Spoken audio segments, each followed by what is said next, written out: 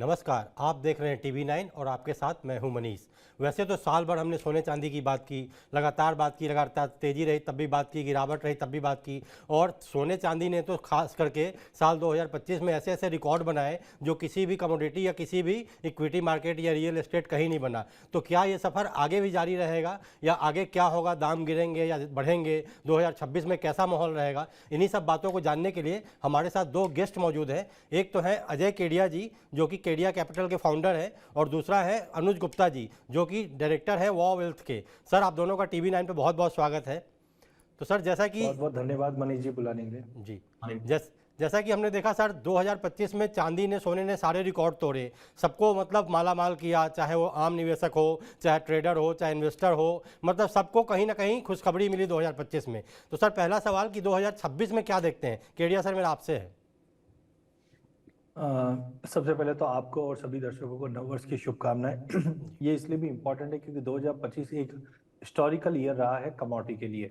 इससे पहले मनीष जी 1979 में हमने चांदी में करीबन 340% का गेन देखा था, जिसके बाद कभी भी इतनी बड़ी मोमेंटम नहीं देखी। क्योंकि कभी भी जब मार्केट में तेजी आती तो एक आधे कारण हुआ करते, जैसे जियोपॉलिटिकल टेंशन हो गया या कोविड हो गया या फिर रिसेशन है, रेट कट है, क्यूई, एक एक कर रहते थे।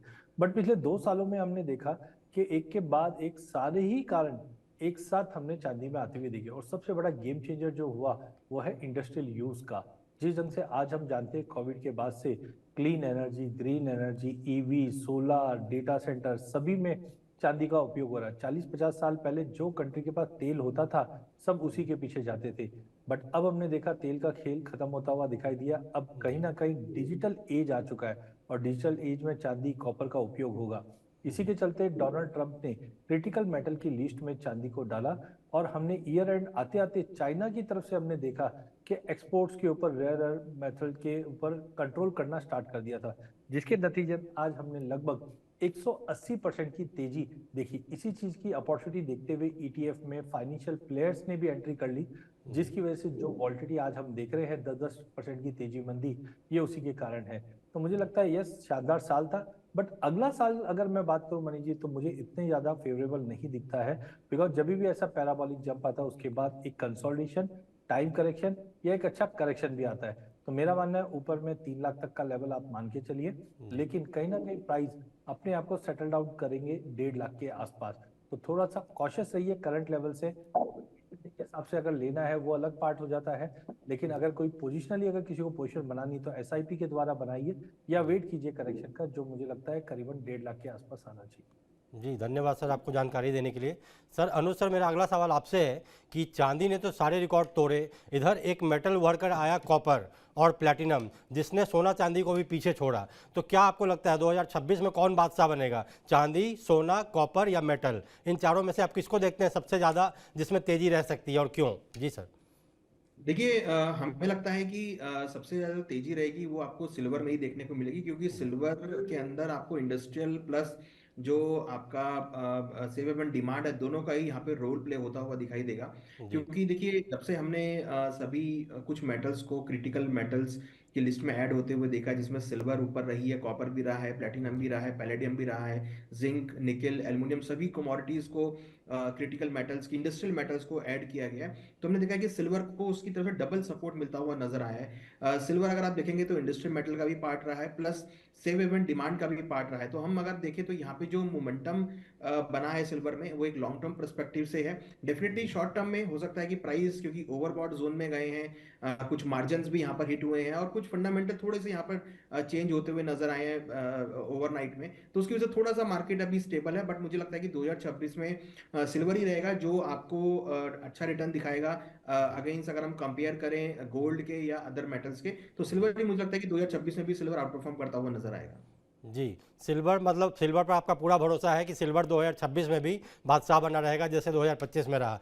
केडिया सर, मेरा आपसे सवाल है, सर जैसे आपने देखा कि सोना चांदी ने तो रिकॉर्ड बनाए, लेकिन मैं एक रिपोर्ट कहीं पढ़ रहा था कि भारत के घरों में, जैसा कि आप कई बार शो में बता भी चुके हैं, भारत के घरों में इतना सोना है जो हमारी देश की GDP से ज़्यादा है।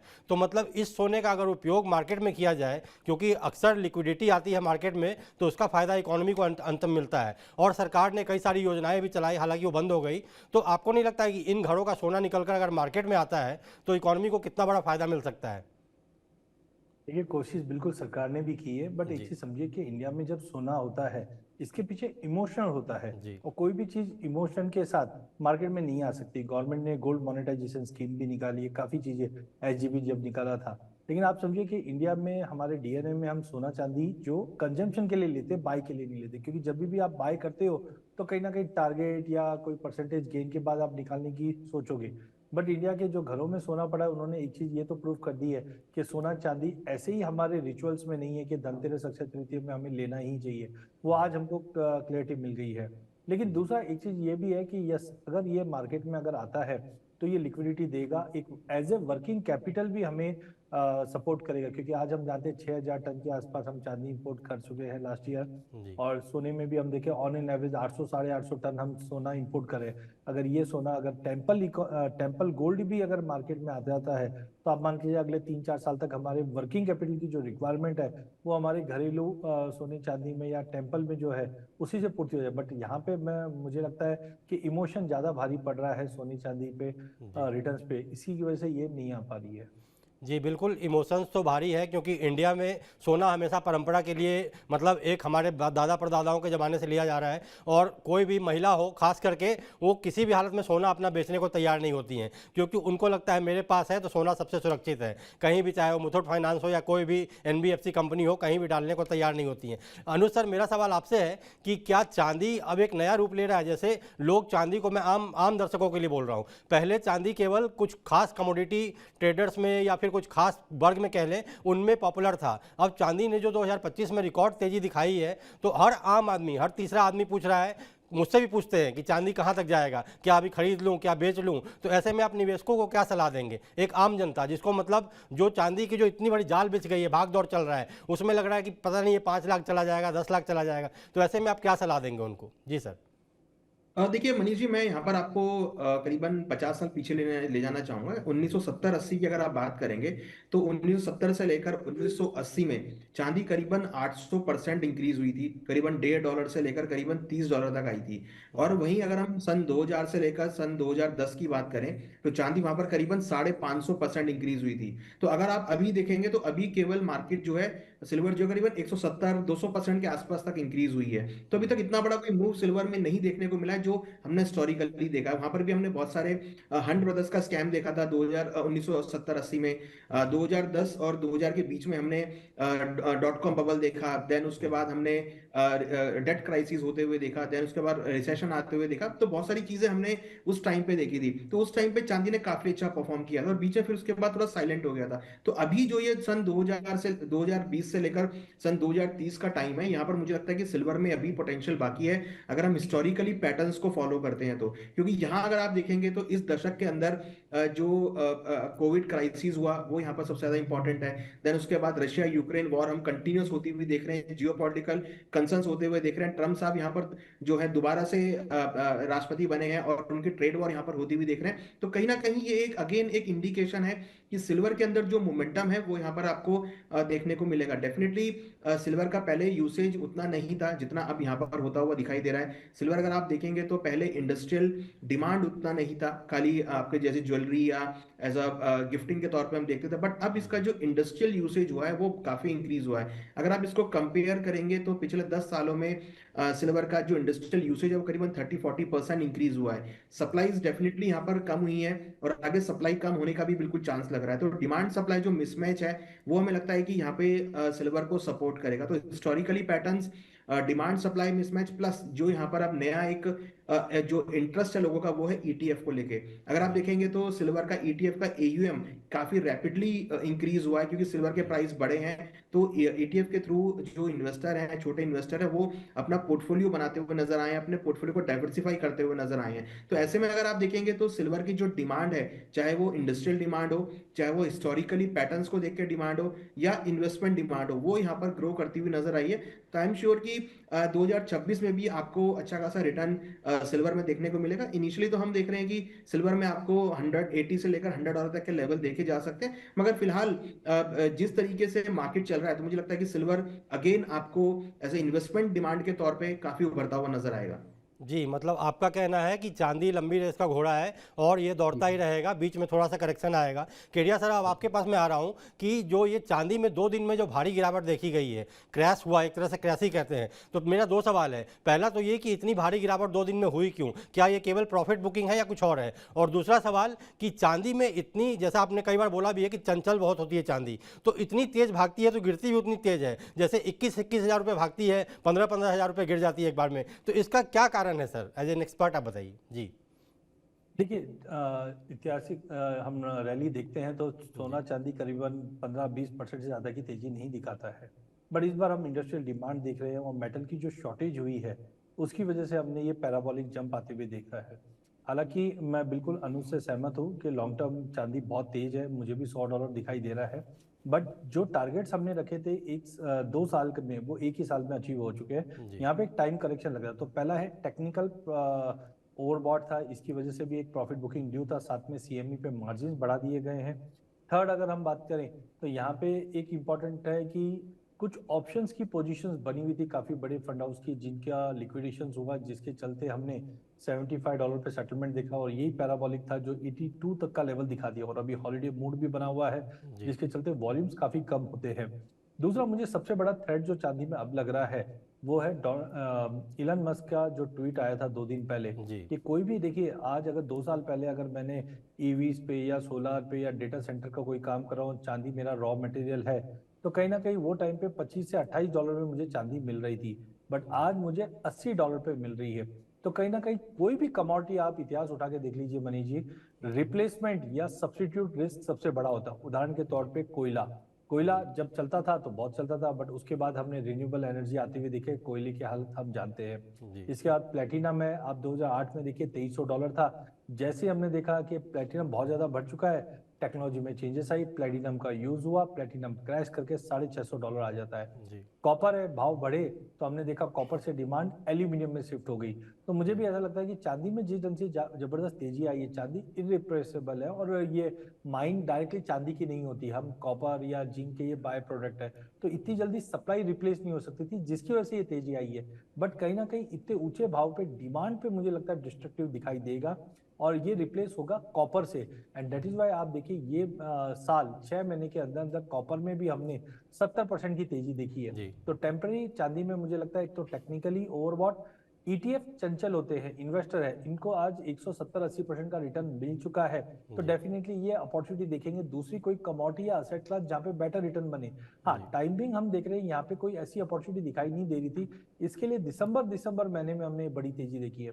But ji. कॉशियस रहिए, एक करेक्शन के बाद बिल्कुल लेके चलेंगे, $100 का भी टारगेट दिखेगा।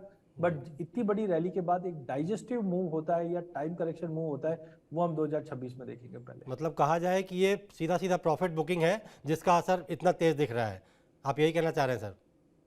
हाँ बिल्कुल। और एक लास्ट इसमें मैं ऐड ऑन करूंगा, जी। जिसको बोलते हैं हम गोल्ड सिल्वर रेशियो। जी। मैंने आपके चैनल पे भी कहा था, जब गोल्ड सिल्वर रेशियो 107 का लेवल था अप्रैल में, तब हमारा टारगेट था कि गोल्ड सिल्वर रेशियो 70 तक आना चाहिए, क्योंकि ये एक हिस्टोरिकल 68-70 एक हिस्टोरिकल एवरेज हुआ करता है। बट इस बार हमने देखा ये 60 का लेवल भी तोड़ चुका है। कोविड के बाद हमने जब 126 से ये रेशियो में गिरावट देखी थी, तो 62 का लो लगाकर वापस ऊपर आ गया था। तो मुझे लगता है अब गोल्ड सिल्वर रेशियो पिछले 2 दिनों में रिवर्स होता हुआ दिख रहा है। जी। इसका मतलब है कहीं ना कहीं चांदी अब एक करेक्टिव फेज में आ चुकी है। हाँ, वॉल्टिलिटी ज्यादा है, इसलिए अभी शॉर्ट की सलाह नहीं है, वेट की सलाह है। ट्रेडिंग पॉइंट ऑफ व्यू से कुछ बने बिल्कुल लेके चलिए, लॉन्ग टर्म लेना है, कंजम्पशन करना है, बिल्कुल लेके चलिए। बट निवेश अगर आप कर रहे हो तो 2-3 साल का व्यू लेना, 6 महीने में आपको उतने रिटर्न्स नहीं बनेंगे, रिस्क ज्यादा है। जी, मतलब अगर निवेश का आपको करना है तो आपको लंबी अवधि एटलीस्ट 2-3 साल का तो सोच के चलना ही पड़ेगा। अनुज सर, मेरा सवाल अब आपसे है कि चांदी पे तो बात हो गई, अब सोने पे आपको क्या लग रहा है कि सोना क्या चांदी को बीट करेगा? मतलब ऐसे कुछ फंडामेंटल्स दिख रहे हैं आपको? जैसा कि इन्होंने रेशियो के बारे में बताया कि रेशियो अब थोड़ा बहुत चेंज होता दिख रहा है, तो इस पर आपका क्या कहना है सर? देखिए, डेफिनेटली रेशो जो है वो एक कंसर्न है, एक मैथमेटिकल कैलकुलेशंस है, जिसकी वजह से जो जनरली हम पैटर्न्स को फॉलो करते हैं तो उसमें रेशो बहुत काम करता है। और हम देखा है कि रेशो ट्रेडिंग जो है वो काफी हद तक सक्सेस भी रही है। तो डेफिनेटली अगर आप रेशो को कैलकुलेट करेंगे तो इसमें ये इंडिकेशन आ रहा है कि या तो सिल्वर स्पीड से करेक्ट होगा, गोल्ड बाउंस बैक होता हुआ दिखाई देगा, या फिर रेशो कहीं ना कहीं 75-80 के आसपास सेटल होगी। तो ऐसा अगर होता है तो सिल्वर में कुछ गिरावट आ सकती है। मगर अगर आप ओवरऑल ट्रेंड को देखेंगे तो मुझे लगता लगता है कि क्योंकि gold is only a part of safe haven demand, तो जब जब सेव हेवन डिमांड की बात होगी तो आपको गोल्ड परफॉर्म करता हुआ नजर आएगा। प्लस सिल्वर की अगर हम बात करेंगे तो सिल्वर में सेव हेवन का भी असर आता हुआ दिखाई देगा। तो मुझे लगता है कि ये जो रेशियो है ये धीरे धीरे सेटल होता हुआ दिखाई देगा, और यहाँ पर गोल्ड के अंदर भी आपको बाउंस बैक देखने को मिलेगा। बट जब हम फाइनली कैलकुलेट करेंगे तो मुझे लगता है कि यहाँ पर सिल्वर जो है गोल्ड को बीट करता हुआ नजर आएगा, क्योंकि जो इसकी इंडस्ट्रियल डिमांड है, क्योंकि देखिए यहाँ पर इंडस्ट्रियल डिमांड खाली सोलर पैनल या ईवी से नहीं है, यहाँ पर जो जिस तरीके से एआई के अंदर डेवलपमेंट हो रहा है, जी जिस तरीके से अगर आप देखेंगे तो डिफेंस सेक्टर के अंदर कनेक्शंस को लेके या इलेक्ट्रिसिटी को लेकर सिल्वर का यूज हो रहा है, वो सबसे ज्यादा इंपॉर्टेंट यहाँ पर बनता हुआ जा रहा है। तो मुझे लगता है कि उसकी वजह से भी जो डिमांड है वो यहाँ पर सिल्वर की इंक्रीज होती हुई दिख रही है। तो मुझे लगता है कि एज कंपेयर अगर हम गोल्ड से कंपेयर करें तो नो डाउट कि गोल्ड भी आपको अच्छे रिटर्न लाता हुआ दिखाई देगा। डबल डिजिट में आपको गोल्ड जो है रिटर्न दिखा सकता है, सिल्वर भी आपको डबल डिजिट में रिटर्न दिखा सकता है, बट बीट मुझे लगता है कि शायद सिल्वर ही करेगा गोल्ड को।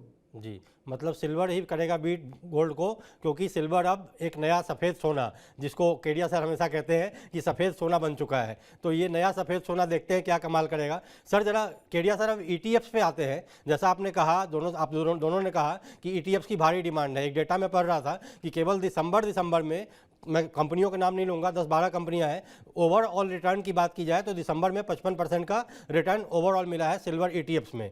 तो क्या सर ये ईटीएफ्स में जो इतनी बूम आई थी, बीच में आपको याद हो कि जो बहुत ज़्यादा तेज़ी आई तो पॉज भी करना पड़ा था कंपनियों को, सिल्वर न्यू इन्वेस्टमेंट पॉज करने पड़े थे, हालांकि फिर से उन्होंने शुरू कर दिया। तो अब क्या लग रहा है सर, क्योंकि ईटीएफ में मुझे जो लगता है सबसे बड़ा कारण है कि सस्ता मिल जाता है। मान लीजिए 20 रुपये का आपको एक शेयर मिल रहा है ईटीएफ का, तो आप आराम से 2,000 रुपये का भी निवेश कर सकते हैं, जिस कारण इसमें इतने उछाल देखने को मिला है। तो आगे क्या लगता है ईटीएफ में क्या रहने वाला है सर? देखिए, ईटीएफ एक मैं बोल सकता हूँ गेम चेंजर रहा है इंडियन इकोनॉमी में, बिकॉज जनरली अब तक हम देखते हैं कि इंडिया सोना चांदी कभी बाय नहीं करता था, कंज्यूम करता था। बट ईटीएफ आने से एक चीज है कि यस, आपने भी बिल्कुल सही बताया कि अगर आप किसी को 100, 200, 500 रुपए का भी निवेश करना है वो कर सकते हैं। जनरली हमने सुना होगा SIP, systematic investment plan, equity में तो बनता है, बट कमोडिटी के लिए तो एक्चुअल वर्ड इसका है सिल्वर इन्वेस्टमेंट प्लान। तो मैंने काफी जन को देखा है कि जो हर महीने कुछ ना कुछ निवेश सिल्वर ईटीएफ में कर रहे हैं। एज ऑफ नाउ अगर रिटर्न्स की अगर मैं बात करूं तो डेफिनेटली इसके अंदर एक बेहतरीन रिटर्न बनता हुआ दिखाई दिया, करीबन 100, आज भी काफी एक साल के अंदर अगर हम देखते हैं तो 158% दिखाई दे रहा है। और बिल्कुल थोड़े से कंसर्न थे जब हमने धनतेरस पे देखा था कि फिजिकल और फ्यूचर में करीबन 30,000 रुपये का बदला आ गया था, प्रीमियम्स आ गए थे, उस वो समय लमसम इन्होंने बंद किया था।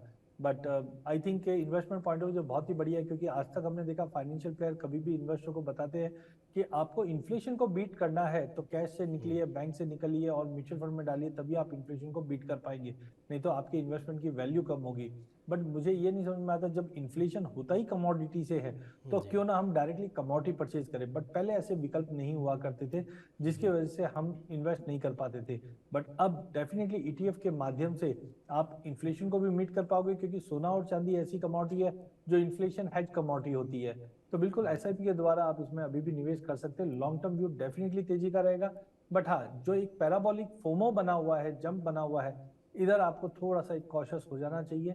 और उस गिरावट पे अभी एसआईपी करते हैं तो देखिए धीरे धीरे गिरावट पे आपको पोजीशन बनती जाएगी। तो मुझे लगता है कि वो एक अच्छा तरीका रहेगा एसआईपी द्वारा आपको निवेश करना।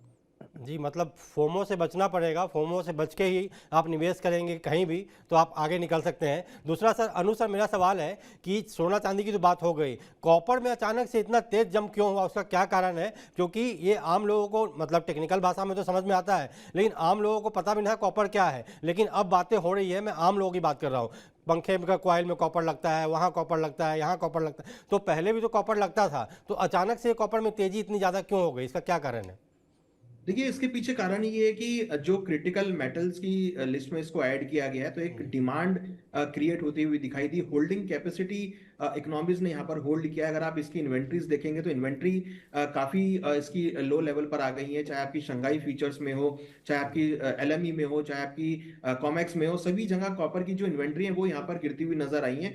प्लस अगर आप देखेंगे तो हमने अभी फिलहाल देखा था कि कुछ जो माइंस एक्टिविटी है वो यहाँ पे काफी लोअर होती हुई दिखाई दी है, सप्लाई यहाँ पे काफी डिस्टर्ब हुई है। प्लस जिस तरीके से वॉर सिचुएशंस बनी है उसकी वजह से हमने देखा है कि जो माइंस है वो उतना प्रोडक्शन नहीं कर पा रही है, तो उसकी वजह से हमने भावों में यहाँ पर जो है बढ़त बनती हुई देखी है। प्लस ट्रेड वॉर के अंदर भी यहाँ पर जो टैरिफ्स लगाए गए थे उसकी वजह से प्राइसेस को सपोर्ट आता हुआ दिखाई दिया है। तो मुझे लगता है कि यहाँ पे जो डिमांड कंसर्न्स है वो यहाँ पे सबसे ज्यादा है, सप्लाई उतनी नहीं आ रही है। प्लस अगर आप देखेंगे तो इंटरनेशनल लेवल पर कॉपर के भी ईटीएफ है जहां पर हम डिमांड इंक्रीज होती हुई देख रहे हैं। तो ईटीएफ की डिमांड के थ्रू भी हम देख रहे हैं कि काफी लेवल पे डिमांड इंक्रीज हुई है। तो उसकी वजह से अगर आप देखेंगे तो जितने भी फैक्टर्स हैं सभी यहाँ पर सपोर्ट लाते हुए दिखाई दे रहे हैं। तो इंडस्ट्रियल यूसेज जो है वो यहाँ पे सबसे बड़ा फैक्टर है जो आगे इंक्रीज होता हुआ दिखाई दे रहा है, चाहे वो इन्वेस्टमेंट परस्पेक्टिव से हो, चाहे वो सप्लाई लोअर हो या फिर इंडस्ट्रियल डिमांड हो। जी, मतलब इसमें भी आगे तेजी का रुख दिख सकता है। केडिया सर, जरा प्लैटिनम के बारे में थोड़ा बताइए, क्योंकि ये भी एक नया अवार्ड है तो बहुत पुराना, जैसे आपने भी बताया कि 2008 समय भी क्या हाल हुआ था, लेकिन अब ये फिर से बाउंस बैक कर रहा है। तो इसमें लोगों को, मतलब लोगों की क्यूरियोसिटी बढ़ गई है कि व्हाट इज़ प्लैटिनम, इसमें कैसे निवेश कर सकते हैं और इसमें कैसे रिटर्न मिलेगा। तो सर आम पब्लिक के लिए जरा बता सकेंगे? देखिए, प्लेटिनम की अगर हम बात करते हैं तो डेफिनेटली इसको वाइट गोल्ड बोलते हैं, और जनरली हम देखें ऑटोमोबाइल इंडस्ट्री में इसका बहुत ज़्यादा उपयोग होता है। ये साल सबसे ज़्यादा सरप्राइज जो किया है वो प्लेटिनम ने ही किया है, जहाँ पे हमने देखा कि 2035 का जो यूरोपियन यूनियन का एक बिल है ऑटोमोबाइल्स को लेकर, उसमें इन्होंने संशोधन किया है, जहाँ पे यूज जो अभी तक जीरो एमिशंस का जो बिल था उसमें इन्होंने थोड़ा सा रिलीफ दिया है, जिसके बाद से ही हमने देखा प्लेटिनम में एकाएक सपोर्ट आया है। कारण एक और था कि साउथ अफ्रीका में जो इसकी माइंस है वहाँ पे भी हमने सप्लाई डिस्टर्बेंस देखा, जिसकी वजह से ये एक बड़ा मूव बनता हुआ दिखाई दिया। अब तक हमने देखा इंडिया में 2010 में एमसीएक्स में प्लेटिनम का फ्यूचर हुआ करता था, बट कहीं ना कहीं मार्केट में, इंडियन मार्केट उतना मैच्योर्ड अभी भी नहीं है प्लेटिनम को लेकर।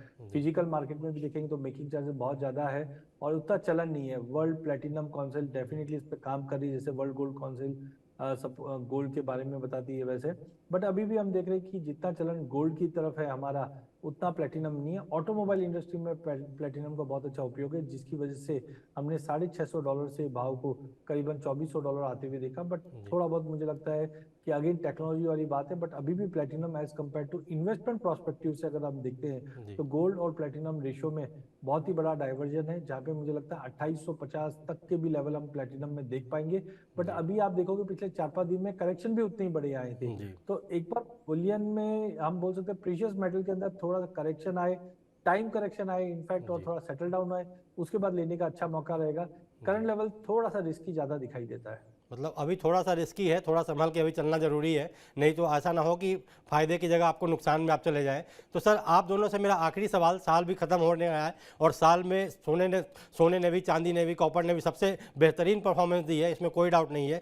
तो सर एक सवाल पहला सर अनुसरा साहब से, सोना चांदी का कोई एक फिगर बताइए 2026 एंड में, क्योंकि 2025 के 31 दिसंबर को हम बैठे हुए हैं, 2026 31 दिसंबर को आपको क्या लगता है दोनों की फिगर, और मतलब एक एवरेज फिगर कहाँ तक जा सकती है? देखिए, गोल्ड तो मुझे लगता है कि $4700 तक जा सकता है। हाँ, हो सकता है उसके ऊपर भी जाए, बट अभी भी हम 4700 को ही टारगेट कर रहे हैं। और सिल्वर में हम $100 को टारगेट कर रहे हैं। अगर वो टारगेट हिट होते हैं तो फिर हम टारगेट को रिवाइज करेंगे। जी, आपके कहने से $4700, राइट? जी, केडिया सर आपका क्या कहना रहेगा? देखिए, डेफिनेटली यहाँ से 10-12% कोई मायने नहीं रखता। अगर मैं $4500 पे भी 10% जोड़ता हूँ तो $450 होता है।